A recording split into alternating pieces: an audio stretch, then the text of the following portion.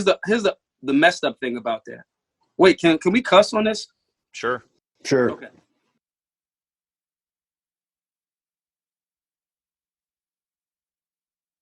The fucked up thing about it is, that's how you know you gotta go back. The fucked up thing about it is.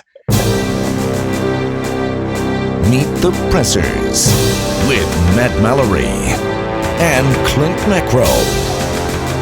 Brought to you by Public Safety and Education and the Trigger Pressers Union.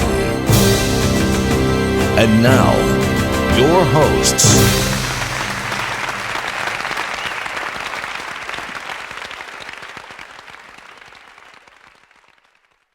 Hello, welcome to Meet the Pressers with Clint Macro and Matt Mallory. This episode of Meet the Pressers is made possible with the generous support of Sabre Corporation, Power Tech Flashlights, Lee Armory, and EZ2C Targets. Thank you. Today our special guest is Maj Toure. Maj, we've done a little bit of recon on you. You're certainly someone that's in the spotlight quite often these days, and you're in the unique position of having your own movement, but as well you're running for public office in Philadelphia. Yeah. So why don't you give us the short version? What's the story of you? The story of me is regular dude from Philly. Started making music and traveling around because everybody wants to be famous. Everybody wants to, or just pursue their passion. So when we started recognizing that we could sell the music and stop trapping as hard, we could sell the music and make money off of it. We used to travel around the country selling our own, CDs at the time. And so from that experience, all of my friends that I would go back to a different city, I would be like, yo, what's up with, whoever? And I'll be like, oh, he caught a gun charge. And it's like, oh, damn, who'd he shoot? And he didn't shoot anybody. He just caught the charge for having the gun. And so I'm like, damn. So then we would start seeing that in all of these different cities. And then seeing that, we like, yo, this isn't really an issue of dudes being bad dudes. This is the issue of guys, a lot of guys not knowing how to go through the process. And so coming back, fast forward, going into the 2015 elections, everybody was just like they about to gear up now. Voter registration drive. And so me and my co-founder, my partner, was like, yo, we need a license to carry drive. And so we started it was going to be one class. It was going to be one event. And just a whole bunch of people came, pause. And so with that being the case, everybody just in essence was like, yo, we want to do something like this in our town. So we started Black Guns Matter just to pay for people to pay it forward so people could have very entry level, very basic, very get your mind right, very bare bones, 101 understanding of political education, civics, firearm safety, conflict resolution, and de-escalation. maybe 5 years later, we galvanized a lot of that energy that we've had over the years and turned it into this the city council run. And that's pretty much the long and short. That was the long, but the short of it is I'm just a dude from, urban America that's like, yo, we can fix this ourselves. There's no super special power or only certain types of people can do it. And so I'm like, all right, well, I'm not selling drugs no more. So let's just do this. That's actually pretty profound. It's interesting that a lot of the people in the inner city would be carrying a firearm for self-defense, and they're carrying the firearm not knowing the process to go through to get a license legally, and that's why they got the charge. That's never really hit me until you just said that. It makes a lot of sense. And listen, then these are cities like Philly, for example. These laws for carry in Pennsylvania. So first and foremost, Pennsylvania is an open carry state. They made a different statute that actually is in violation of Pennsylvania's, Article 1, Section 21 is very clear. The right to keep and bear arms shall not be questioned. Not even don't even question this. And so in Philly, because we're a city of the first class, meaning we got over 1 million inhabitants, they made a statute that says if you carry in Philly, you got to carry concealed. That is a contradiction. That's not even lawful. Right. So not only are people not being informed about their civic duty and responsibilities that come along with this, you're creating individual city municipalities are creating statutes that are in direct violation of the state constitution.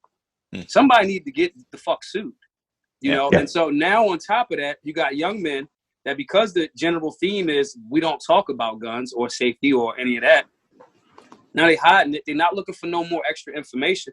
They don't know what the fuck appendix carry is, generally. I'm talking about guys that just happen to live in those neighborhoods and women that happen to live in those neighborhoods that are affected by the misinformation. Then I know women like Shanine Allen got pulled over, told the officer. She wore right over the bridge in Jersey. They try to give her 4 years. They try to roof her. So my point is, not only are we missing the information, but you're not educating the people. And on top of that, it's a setup. It's like you're in certain demographics, you're not informing the people. And then on top of that, you're really affecting their life in a very negative way. But the thing that you did in the city is unlawful from the gate, because you made a rule that supersedes state constitution. You know, so it's really a big setup, and we see the sham. We just needed people from urban America that were bold and not afraid enough of corrupt portions of law enforcement to make noise about it, you know? And so fast forward, that's where we at now. Well, if you add to that the fees that they're charging, the tax that they're charging, if you will, now that it makes it even harder for people in inner city and people that are, low income to be able to defend themselves. I mean, it's enough to go and have to purchase the firearm itself and the cost of that and the ammo and then the training if they don't know how to use the gun so that they can adequately defend themselves. But now you add on that, now they got to pay in New York City. It's $500 by the time you're all said and done, and you can't take it out of your house except for to go to one range within a certain distance because it's a possess, premise, or business license. The bad guys are only going to rob you on your way to the range. Well, it's definitely a matter of control. It's not about saving lives. It's about control. You know, these people that try to put forth these illegal actions and they want to control us as individuals, they know, as you and I, all three of us here know, that the true fourth check and balance of our system of government is an armed and educated citizenry. And the dumber they keep us and the more at bay they keep us and they outspend us, they'll arrest you, you'll sue them, you'll win, but then you're out all that money. So they're making it so that people can't afford to even fight for their rights, let alone exercise them. We got to start suing city and local and state governments before anybody get arrested. Yeah. You know what I'm saying? This is still a violation. Before Johnny Cochran died, he was working on this thing. I just learned this. That's why I'm so hyped to talk about it. He was working on this thing called the Reparations Assessment Group, which was going to take into toll how much, we got a stain on our flag. Slavery fucking happened, whatever, right? You don't stay there, but you recognize it and you move forward. Amen.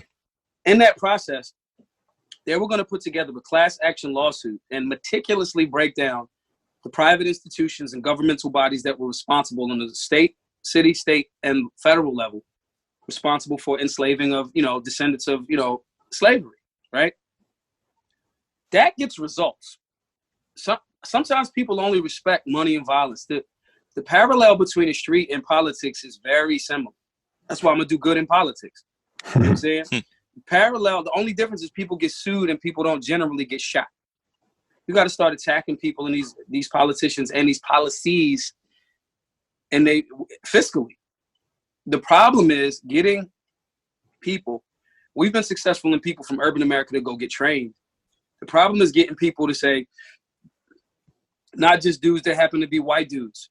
The media can play that real easy. They can go, well, it's just the white dudes. They don't care about the black dudes. So it doesn't matter, right? And a certain demographic goes, well, damn, it always does look like white dudes. We got to get urban America, like we've been successful in getting them to go get training and start that process. We have to get them to understand that this is a violation of your very basic and fundamental human right. In order to do that, you got to get the hood active, urban America active on all of these things, even though we have contradictions in America, right? All of these things are afforded to me by my birth. These are my birthrights. As the founding fathers wrote, hey guys, here's another list of shit that isn't government granted. When you get the hood active in that, when you talk about New York, you got 7-8 million people in the boroughs. That if they all have that thought process, you can't control them people anymore. There's a movie, I forget the name of it. Oh, it was End of Days with Arnold Schwarzenegger. Mhm. And he said somebody in the movie said one of the biggest tricks that the devil pulled was trying to convince the world that he didn't exist. Didn't exist, yeah. They've been very good at tricking us into thinking like, oh, you can't vote third party. Oh, you can't do this. People aren't going to get together, blah, blah, blah, blah, blah, blah, all that other stuff. That's a falsehood. I've been across this country. I don't even know how many times anymore. I can't keep count. We are much more similar than they try to make. Every white dude that I know is like, oh, what kind of cigar is that? A lot of the women are like, oh, I smoke. There's so many things. You ain't even talk about weed yet. You know how many people from so many different backgrounds smoke weed? We're more similar than they'll allow us to be, or allow us to think we are. But with the power of platforms like this and social media, even though we get some pushback on social media, they try to Zuckerberg us every now and then. But my point is, we have way more power than the small minority of people that would want us to keep us separate. We have way more power than they show us as having. And it just take people like me. I didn't even expect to be alive this long, bro. This is the fucking vacation at this point. We have to fight for something. We got a good blueprint with contradictions, because I'm not one of them dudes that's like, oh, well, America's perfect. No, the fuck it's not. No, it was not. Like, again, slavery happened, but we got to acknowledge that, heal from it, and move forward. And then when you create that type of unity, that Bacon's Rebellion type shit, then you're going to start to see some change. Well, I think that unity starts when people recognize that we are first Americans. I think that's lost a lot of times, especially you get into like public education and all that. It's the citizen of the world kind of thing. And being an American is kind of a dirty word in some contexts. And no, it's not a dirty word. And we may come from different backgrounds. We may have different thought processes, but we all fight for the same cause of America. Globalization, they're trying to do that one world shit. And I'm a conspiracy theorist to a degree. They want the Amero, the Euro, and the Afro, all under one centralized banking situation. And I know I might be going a bit far, but there's nothing wrong with, I'm hood. I'm from North Philly. I'm intelligent. I study. I train. I'm funny. I'm charismatic. I'm kind of handsome. There's nothing wrong with owning what you are. Owning like, okay, I might be from the hood. That doesn't make anybody from the suburbs better than me or me better than them. Exactly. Diversity is the spice of life, because I don't care where you're from, you're still going to have certain commonalities. Mm-hmm. Under a certain culture, you're going to have certain commonalities. If you're a vegetarian, you like fruits and vegetables. You might not like fucking avocados, but you like fruits and vegetables, right? If you're a meat eater, you like a steak. We might disagree on, okay, you want to chew up a dry-ass, well-done steak. Great. That's awesome for you. I like mine mooing. I might want a little bit more, succulent, juicy, rare to mine, or vice versa. But we all like steak. Respecting those differences while finding the commonalities is one of the things that Black Guns Matter has been able to do. Even with the name, Black Guns Matter. People, oh, you hate white people. Bro, shut up. Like, some of the coolest people I know happen to be white. Some of the coolest I know happen to be Asian, Latin, Spanish. There's another commonality and a difference. All backgrounds of quote unquote racists have cool people and fucking dickheads. That's it. Well said. So well said. Finding all of those things and utilizing firearms is a thing to defend the values that you have while you're understanding the commonalities. That's all we really do. Bill Dalpy, Patriot Firearm School and Defense here in Mansfield. You're watching Meet the Pressers with Matt Mallory and Clint Macro. Meet the Pressers.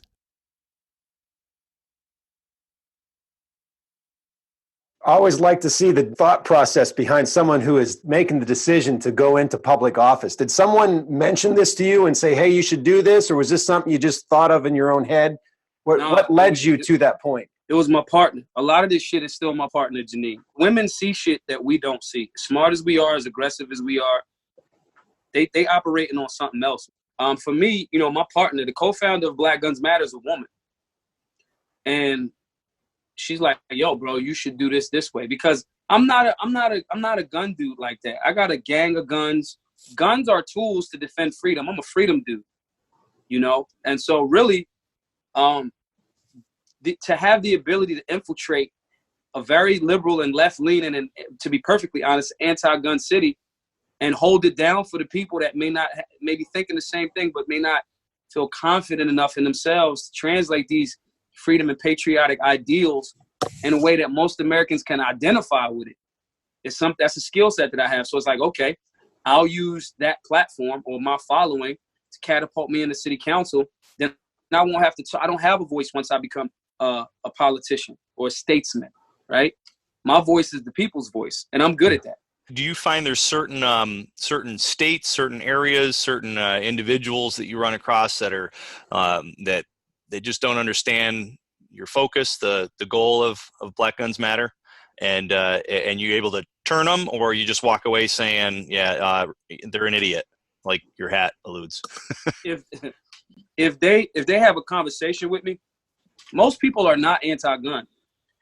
They just don't understand the data, and they don't have somebody. If y'all say the same thing I say, the mainstream media or the left media, some portions of it, has made us look like, again, y'all can't y'all not speaking for the hood in their mind, right? They've been told that.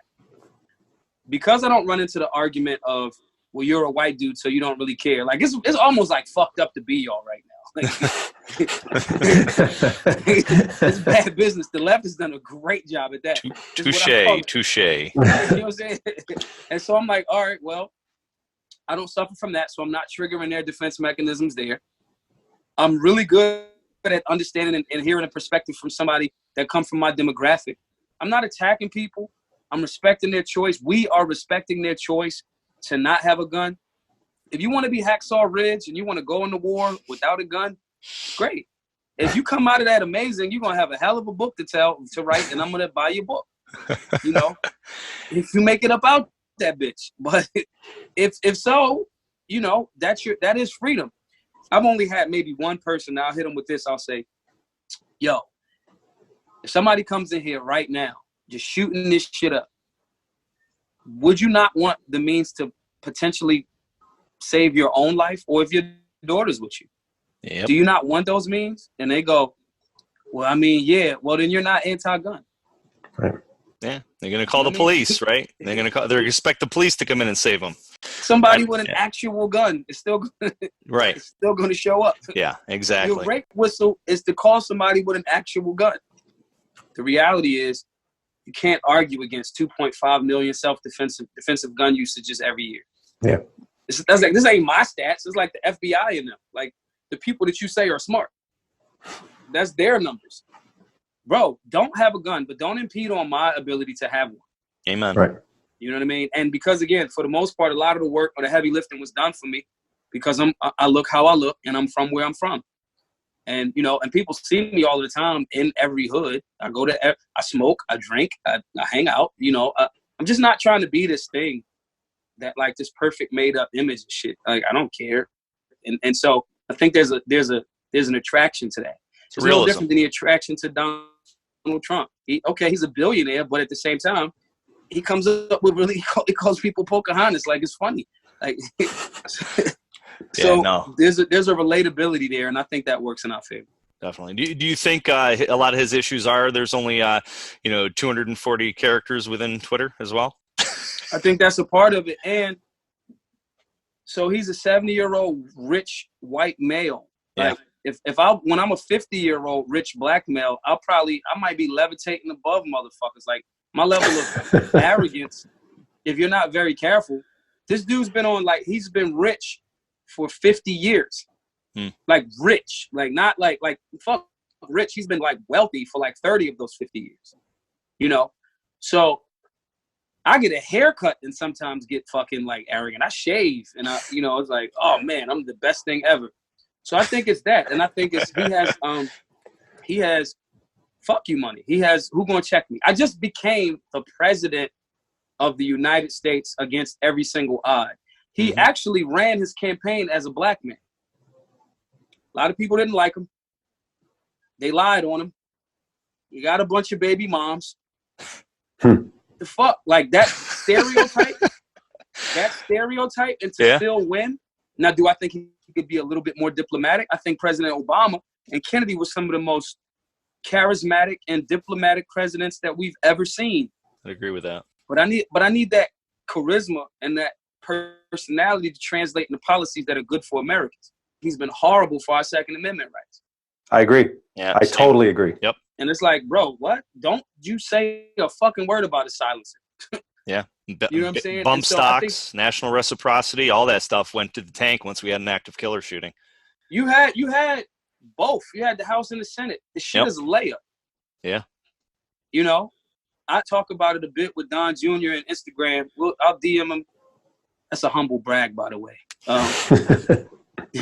But it's like, bro, this shit is that we have to have that level of objectivity. The things that I like about President Trump, I like things about President Obama. Audacity of Hope and Letters from Our Father was some of the dopest books I ever read in my fucking life. And I think symbolically what President Obama made young people from different hues and shades, it changed their paradigm of, okay, we can do anything too on a different level, to have somebody in arguably the most powerful position on the planet. But at the same time, you know, I'm going to disagree with, you know, re-upping on the Patriot Act. You campaigned against that, bro. Mm-hmm. And as soon as you got in, you was talking all this anti-George Bush Jr. shit. Mm-hmm. You damn near did the exact same thing. And I feel the same way about President Trump when it comes to bump stock bans. And shouts to Firearms Policy Coalition, you know, for rumbling up against that. I was there at the appellate court a few months ago when they were talking about that, you know, that bump stock ban. We just have to make sure that we're not getting caught in the cult of personality. It's, you know, that's part of the reason why the founding fathers, a lot of them didn't want just the two-party system. Right. Because then it becomes it's gang related. It's like Bloods and Crips. It's like, fuck the other side. As opposed to, hey, what's good for our actual nation? You know, is it only you're politically involved because you got a guy that knows how to push the buttons and it creates hat and t-shirt sales? You know, so it's a thin line there. And I think that President Trump is somewhat limited by his tweets.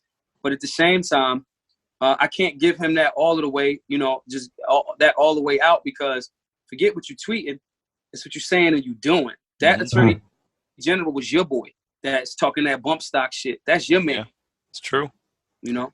And when you've got the politicians saying, I made that joke to my aunt years ago, God rest her soul, she passed away years ago from cancer, but when Hillary Clinton was running for Senate here in New York State, said she was going to vote for her, and I said, well, if you ask her what she's for, she's like, oh, I'm for whatever you're for. Tell me what you're for, and I'm for that. And that's the epitome of a politician, always just trying to get any vote they can in any way possible and sell their soul to the devil, in a sense.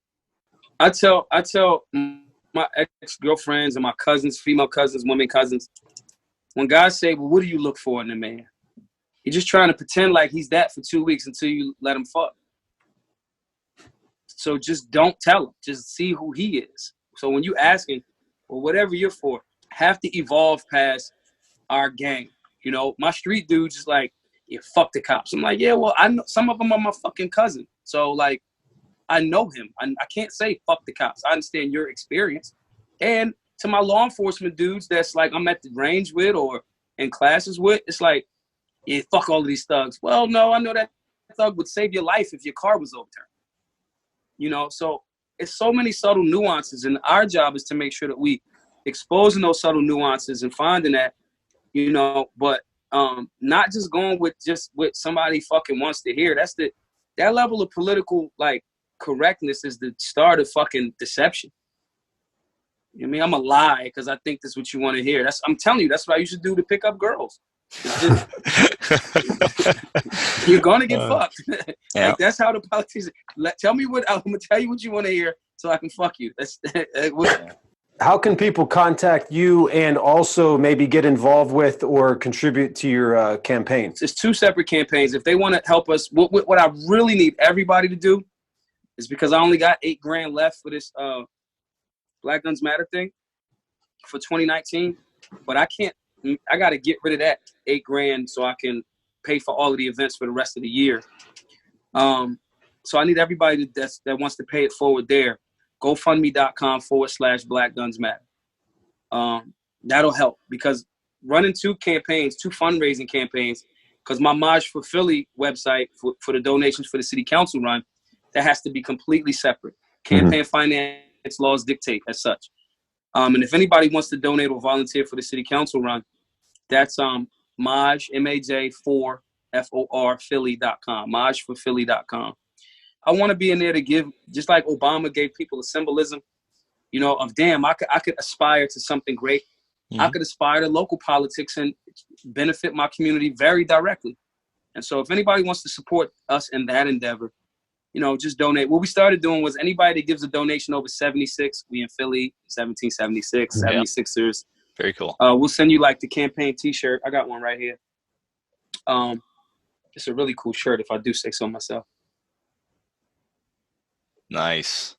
So, I mean, we're going to have to buy a lot of airtime and stuff as it gets closer to November. The general election is November the 5th. Remember the 5th of November, But yeah, that's the two ways that everybody can help. And outside of that, just for our work and my work, just take somebody to the range, man. Get them involved in the shooting sports. Give them some understanding of the Second Amendment. But it can't be somebody that look like you. It got to be somebody that looks absolutely outside of you. Well, it's definitely been a pleasure, sir, and we hope we can do it again. If there's anything you want to get out that you want to promote and get pushed out to the general public, and please consider asking us to be on again, and we'll definitely get you up and get you on the airwaves. Whenever y'all need me, if I'm free, I'm down. Cool. And I'm on the other side of the state in Pittsburgh. We've got our own fights going on out here, but if there's anything I can do to help you, especially with your campaign, feel free to reach out to me. I'll be happy to help. Absolutely. I appreciate y'all, man. No problem, sir. All right. Stay safe. Stay dangerous. We have a lot of sponsors that made this show possible. Make sure you check them out and give them your business. This episode of Meet the Pressers is made possible with the generous support of Sabre Corporation, PowerTech Flashlights, Lee Armory, and EZ2C Targets. Thank you. So, Matt, tell us about some of the classes and course offerings you have coming up in the near future. All 60 of them, right? So we've got the New York course that I'm putting on weekly, and Article 35 multi-state course we're doing on a monthly basis. Also have Taser coming up in a couple of weeks, and doing that about every 2 weeks. We've got that course. We've got Larry Vickers coming in August for a pistol and AR and AK operator courses, as well as obviously in the fall, we've got Tig, John Tigan, one of the Benghazi heroes, coming in to talk about what happened and go out to the range and shoot some fun guns, Uzi, Tommy gun, AK-47, stuff like that. But real quick, a refocus on the Taser, because being the only certified Taser civilian instructor in the state and the first civilian instructor in the state, just did our past course this past weekend, the very first one in the state, and had 4 graduates. Pretty exciting to do that. So I'm looking to travel all across New York State and put that course on. So if anybody out there is looking to have me come out and run the course, we're also selling the Tasers too in our gun store. I just got back from Boston. I was in Boston doing the Personal Defense Network tour. I did 2 dates there, actually in Mansfield, Massachusetts. We had a great time out there. It was a lot of fun. I always love to travel to other states. I went there with a rental car that was completely clean. I brought a different range bag, and I had a SIRT pistol. That's what I carried to Massachusetts, because the laws there are a little bit different than they are here in Pennsylvania. Right. But I have the USCCA DSF Level 1 instructor course coming up, an instructor development course coming up in Pennsylvania here in July. Also hosting Derek Poole. Derek is putting on a 2-day intuitive defensive carbine class through ICE training. That's the company he's teaching under as he comes up here in August. That's going to be an excellent class. So I encourage people to sign up for that. It's a pretty rare opportunity. I get another ICE guy to come up, and Derek happens to be their rifle guy. That's what Rob refers to him as. In October, I just set up a date with one of your colleagues up in New York. Dave Jenkins is coming down, and he's going to be putting on the new NRA concealed carry instructor development course. I was not involved with that program, and a lot of my instructors had said, "Hey, Clint, can you get me certified for this?" So I'm bringing Dave down. Of all the people that I'm aware that's teaching that as a training counselor, Dave's one of the best. And so Dave's going to come down here. I'm hosting him, and he'll be putting that on, and I'll be taking that training with him as well. This is Will Parker of Freddie Mercs. Yes, the best mustache in the industry. You're watching Meet the Pressers with Matt Mallory and Clint Macro. Thanks for watching the show. Make sure to like, subscribe, and share, and click that little bell to make sure you know when our next show is uploaded. And until next time, You're watching Meet the Pressers. Meet the Pressers.